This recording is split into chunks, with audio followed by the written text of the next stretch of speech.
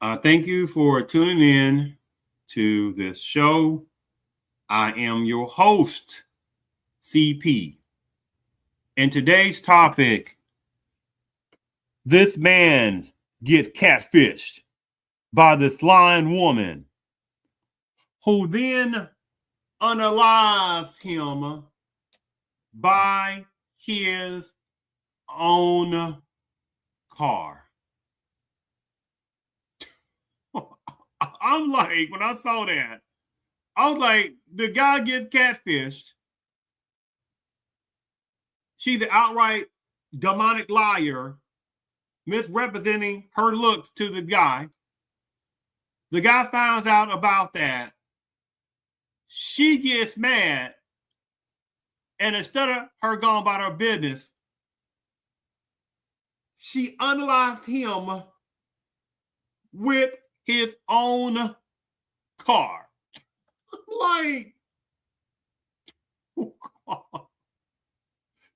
it is a very dangerous time also to be a man, a decent man. I'm not talking about a gullible or naive man. They're useless in reality thinking men's type of thought patterns, right?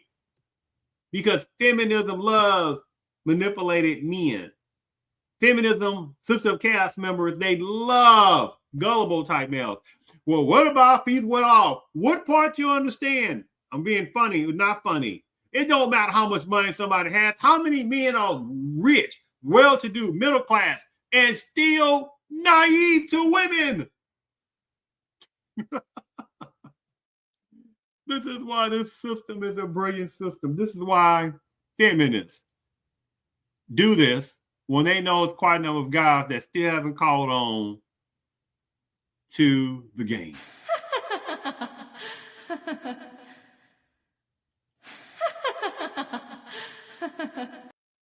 Yes.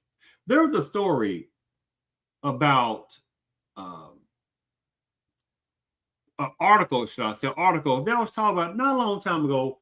It was relaying how they was either trying to pass a law or laws to basically make it criminal. Basically, if the guy, not talking about the women, but if a guy misrepresents himself as something he's not. Say, for instance, if he represents himself as well off, and a woman finds out about that, well, that should be a crime. What? I'm like, huh? But at the same time, you say, wait a minute, how many women misrepresent themselves every day with 10 pounds of paint on their faces? And how about the ones that walk around looking like this, right? With them farcical eyebrows. So they had these farce eyebrows growing out of their top of their eyeballs, right? And stuff like that with 10 pounds of war paint on, but that's not misrepresenting themselves, right? Get the okay. I'm like, what? But see, you see the tactics that's systematically done every day toward numbers of males, right? And definitely toward numbers of black males. So let me go ahead and share my screen on this part. Men got to be careful, especially numbers of black males got to be careful. Even more these days in pre-relationships and meeting up with numbers of women, you got to be careful. Make sure you can see this. Catfish. Moments later, his date allegedly unalived him using his own car. Golly. Today is May the 14th, 2026. Michaela Bahey is facing multiple charges following the alleged incident in Phoenix, Arizona on Sunday, May the 3rd, 2026. See the article, May the 9th, 2026. All right. Now look at this magnetometer size, asteroidal size, human Himalaya size type of woman that has the probably nerve to think that she is all of that. Do you understand? A woman has been accused of unaliving a man she met on a dating out in a hit and run incident in Arizona. At around 4 p.m. local time on Sunday, May the 3rd, 2026, this particular enforcement department received reports that a man had been run over by SUV in an apartment complex parking lot on Maryland Avenue in Phoenix, Arizona. According to such and such entities, the driver allegedly fled the scene of the incident. Officers found 52-year-old Norris Taft critically injured. He was taken to a hospital where he later transitioned, per the outlet. Michaela Behe was arrested in connection with the incident 3 days later.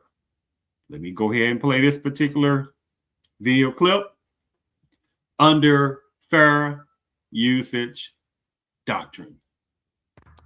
A date arranged through a social media app ending in a hit and run here in Phoenix. I'm Adam Klepp sharing the new police documents they say led to an arrest of a woman after a man texted his family saying he'd been catfished. Ma'am, you are here today on a new case.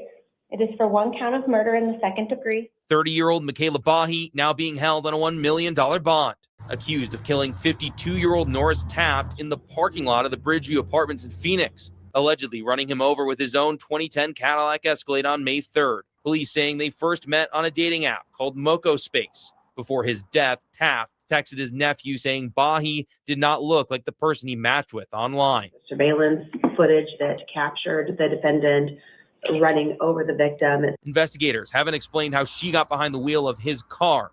After the incident, she fled. But here she did in fact flee to first to the airport the day after the murder, and then up to Flagstaff by bus. Flagstaff PD arrested Behe Wednesday. Behe told them she did meet with Taft, but didn't remember what happened in the parking lot. Then later, on a recorded jail call, Behe told a family member she was, quote, going to prison for a while. She refused to answer any more questions. Experts say if you're meeting someone in person for the first time, always choose a public place and always have your own way out. Plan. So if you're relying on them for your ride, or you are relying on the fact that you can't leave, that is a huge red flag, and it's a safety issue.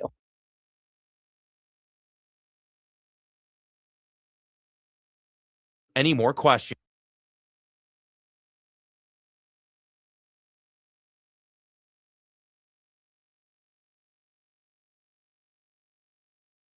"30-year-old Michaela Behe now being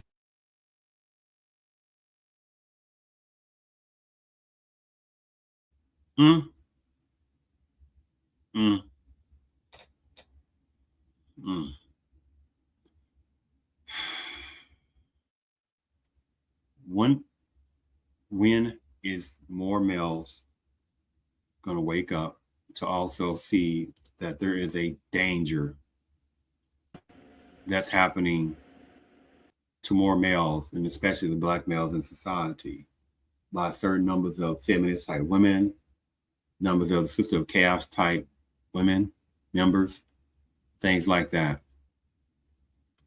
But at the same time, you heard with that particular woman, the last part, you think that she was talking about, not her personally, don't care her, but think she was talking about men's safety. Of course, they're not talking about men's safety. They don't care about men's safety, right? It's a proverbial cat whistle. Hey, women, hey, watch yourselves. If that man's picking y'all up, make sure you have an exit plan. But same time, oh, men, don't you worry about it. If you get catfish and stuff like that, don't you worry about it. You just got to deal with it.